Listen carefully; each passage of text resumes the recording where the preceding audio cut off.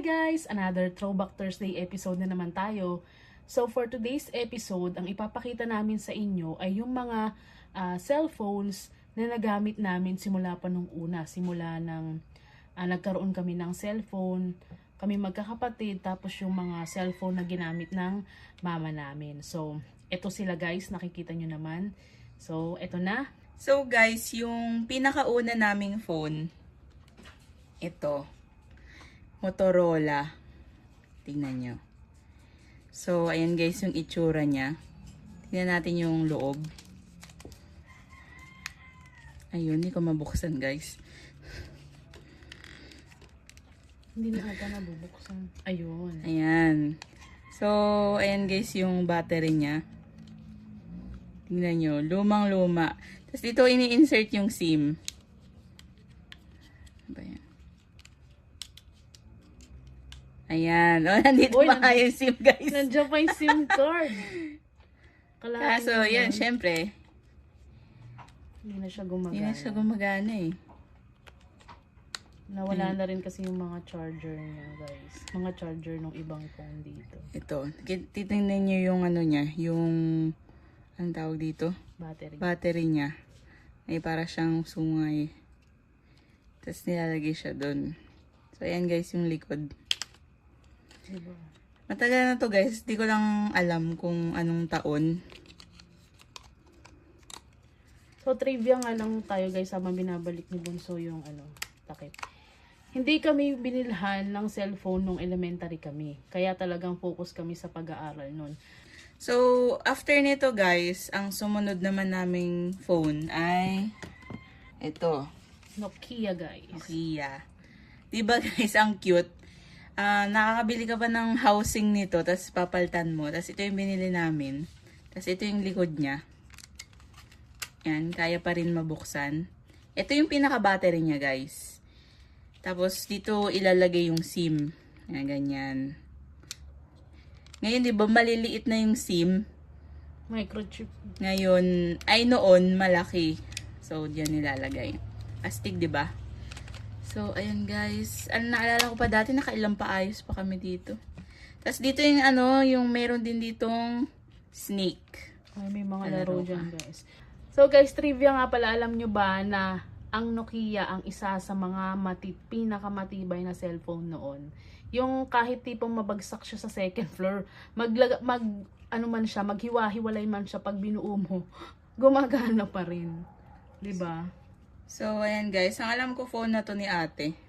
Ang next naman namin, feeling ko ito. Oo, Itong kay mama. Kay mama yan. Itong Nokia. Ano ba to? Yan. Kalimutan ko yung model niya eh. Grabe yan Nokia. guys. Sobrang tagal niyang nagamit ni mama. As in talagang years. Sobrang tagal. Saka sobrang tibay niyan. Yun nga lang, syempre, hindi na siya gumagana ngayon. So, ayan guys, pakita ko yung likod. Ayan. Dati napagana pa namin to, kaso may na siya.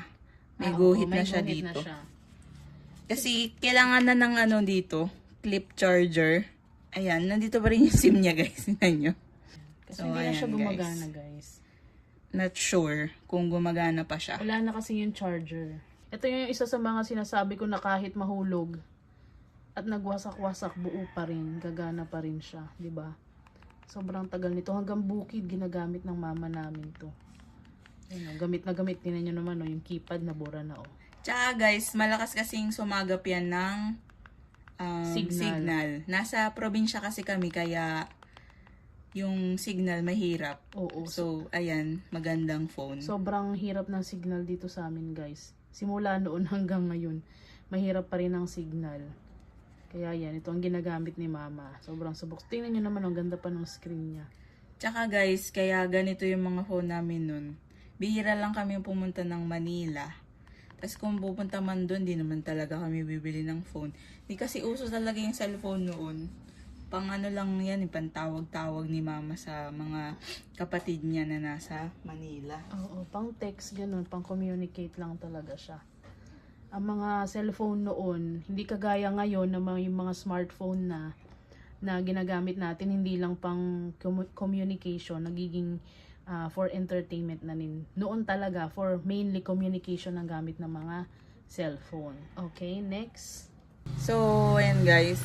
Kasi sabi ko nga sa inyo, wala kaming mall dito. Wala kaming malalaking establishments. May nagbebenta, ganito, mga Cherry Mobile. Kasi ayan, bumili kami. Pakita natin yung loob. Ayan, meron pa ring... Ay, dual SIM. Dual SIM na siya, guys. Ayan, dual SIM na siya guys. Ano na siya, evolve. Ito yung, kapareho lang din siya nung, mga lumang battery. Kailangan na siya ng clip charger. Pero ano May to charger naman yun. May eh. charger Hindi to, lang pero, charger. ayan. Kakaiba. Parang medyo maliit na, lumang charger ayan, na. lumang charger. So, ito feeling ko yung sumunod na phone. Ginamit din namin tong pang-load before. Oo. Kasi nag-e-load din kami dati. Pang dagdag income. So, ang next naman, ito. Yan. Cherry Ito Mobile guys, pa din. bumili lang ulit. Kaso, para sa akin, mabilis lang tong nasira. So, ayan. Di ko maalala kung gaano katagal to namin nagamit dati. Guys, ito yung next phone namin sa pagkakaalala ko. Meron na siyang TV sa gitna. So, ayan guys. Tapos, nandito yung antena niya. Yan yung guys. Tadaan! Diba? Galing, di ba? Saka makakita na ngayon ng phone na may antena. So, ayan guys. Kasi, lagi nagba-brand out dito sa amin. So, pag gustong manood ni mama ng mga palabas sa TV, ito yung ginagamit niyang phone. Pupunta lang siya sa may signal. Pupunta siya sa terrace namin kasi doon may makakasagap ng signal para makapanood siya. At ang common lang na nasasagap nito ay kung hindi channels, kung hindi Channel GMA, 2 lang. Channel 2, no? ABS-CBN ang nasasagap. So, niya. ayan guys. Okay ba yung antena niya? Paano ba to buksan yung likod? Ito. Hello. Oh. So, ayan guys. Ito yung... Bakit? Ayan pa rin yung SIM niya guys. Kalain mo. Hindi na naalis na. Diyan pa rin yung SIM niya. Tapos, ayan. Ang alam ko kasi gawang Pinoy itong Cherry Mobile. Kaso, para sa akin, hindi siya ganun katibay. Compare sa Nokia. Hindi siya ganun katibay. Kaya puro halos Cherry Mobile yung iba sa mga phone namin dito. Kasi siya yung available sa bayan. Kumbaga sa sentro namin. Kasi may mga nagbebenta doon ng mga outlet. So, Ayan. ito guys. Next. Ayan na. Next naman namin guys, ito. Touchscreen to. Kaso, ayan, hindi na siya gumagana. Ano siya? Star Mobile. May antena din siya, May antena guys. din siya. Kaso, hindi na siya nababalik. Yeah, hindi na siya nababalik kasi naputol na siya. Ayun. Tingnan nyo guys, tinalian. Tinalian ni... Si mama ba nagtali Si Papa niya? Si ata. Papa ata. Tinalian para makasagap pa rin ng makasagap pa rin ng signal para sa TV. Ayan. Kasi kagaya nga nabanggit namin kanina, madalas brown out dito sa amin. So, yan yung way para makapanood ng TV noon. So, after nito guys, ito. Di ba mukhang bago pa? Malaruan. Ito yung kauna-unahan Cherry kong Mobile phone. din. Oh, Cherry Mobile din to. Wala na yung battery niya. Tapos, dito yung lalagyan niya ng SIM, tsaka ng... Ay, ito pala yung SD card. Ito yung pinakauna kong phone nung high school. Binili ako nila, mama. Nung buong elementary namin guys, wala kaming phone talaga. Diba? High school na ako nagkaroon. Parang third year. Third year. So guys, itong phone kong to, nagkaroon ako nito nung third year high school. Tapos kung makikita nyo tong touchpad dito, mabilis siyang nasira eh. Pero taon naman, pinaayos pa namin to. Tapos gumastos din, syempre. Ayan, pang basa ko to ng e-book. yung mga pasahan nun nung high school, basa-basa lang ng ebook. So, ayan guys. Ito yung pinakauna Tapos may kong kamukha siya, di ba? phone. Anong kamukha niyang phone? Kamukha niya yung Blackberry. Oo, yung Blackberry. So, ayan guys. Yung ito naman, ano to? Yung may Huawei. Ah, ito. Hindi siya talaga phone, di ba? Ito guys. Phone yan. Phone to guys. Pero, kasama siya sa Globe. Libre siya. Parang pantawag, Oo. parang telepono. Kaya siyang telepono nung internet na Globe. So, ayan. Kaso, oo, Globe hindi na. rin siya nagtagal. Naalis din. Kasi ano to yung SIM niya, kada tawag mo, pag Globe yung tinawagan mo, libre. Pero pag other network, may bayad. Katulad ng telepono. So, ayan. Ito yung stand niya, natabi pa namin. Okay, next, dumako naman na tayo sa mga upgraded version. Mga touchscreen, mga medyo smartphone. So, guys, ito yung sumunod kong phone. Torque. Ngayon ko lang na ano na yan. Kasi itong Cherry Mobile. Ako. Cherry Mobile. Cherry Mobile. Ano kasi to, nasira na siya. So, binili ako nila mama ng bago. So, ayan yung itsura niya. Tingnan natin yung loob. Magaling kasi ako magtago ng mga phone. So, tingnan nyo guys. Medyo lumobo na yung ano niya, yung battery. Tapos tignan nyo, nandito pa rin yung SIM. Pero kung pansinin nyo, yung SIM na nandito, meron na siyang mga maliit na version. Ayan. So, nag-e-evolve na yung SIM guys sa pagbago ng panahon. Tapos, dito yung other SIM. Dual SIM na rin siya. Tapos, dito ata yung SD card. Memory card. So, ayan. Yan, with camera na rin. Hindi ko pala nabanggit yung iba na with camera. Yung iba wala. Ano lang Oh, ba yung yung iba may wala. camera dyan? Yung atong Cherry Mobile na parang Blackberry ang meron, no? Ah, yan. Ito. Meron na din. Yung maliit na yan. Tsaka ito, I think. Ay, wala. Wala yan. Yung Cherry Mobile mong parang Blackberry ata. Ito. Ah, yan meron. Yan, meron. May camera na din siya. Oo. Ito, Wala. meron. Uy, akalain mo. So, May guys, camera simula na din siya. dito, may camera na. Hanggang dito sa aking Cherry Mobile. Kasi itong Torque, yan. Siyempre, may camera na din yan. Ito yung pangalawa kong phone. Okay din naman siya guys, kaso ayun, nasira din pag tagal ng panahon. Hindi ko na siya na-try guys, kung okay pa. Okay, next. So guys, dako naman tayo dito sa sumunod kong phone. Asus. Hanggang college ko na to. So, ayan guys. Sobrang luma na nito. Napahiram ko pa to guys. Kaso nung binalik na, siraan na. So, ayan guys. Ito yung battery niya. Lumobo na siya kasi. Oo nga, ayan. Mabilis na siyang malobat. Tapos, hindi na naalagaan. Tapos, nung balik na, ayan. Sira na siya. Hindi na siya operate masyado. So, ayun guys. Asus tong tatak. So, ayan. May camera din. Simula dyan guys, kami sa ano bang tawag dyan, sa brand na Asus, kasi ang sumunod naman na phone na ito, Asus na naman tayo. Ito naman yung akin. Mas malaki lang siya ng konti dito sa Asus ni Bunso. So ito yung phone ko naman nung college na. Ayan siya. May camera na din siya, touchscreen din siya.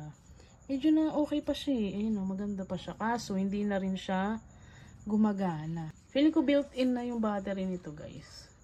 Kasi diba nung habang nag-i-improve ang technology, yung mga battery built-in na, hindi na siya yung naalis, nakakala. So, ito, college ko siya naging phone. Okay, next naman tayo guys ay parang kay Bunso na ito. Yes. O Asus ulit. O, diba? So, guys, after nitong phone ko, kasi nga, bandali na siyang malobat. Tapos, yun nga, pinahiram ko. Meron akong bago kasing phone. Asus din. Cute nung kulay niya. Kulay pink. So, maganda yung quality nung camera niya. Nagana pa siya, guys, kaso hindi ko na ma-open. Tinatry ko.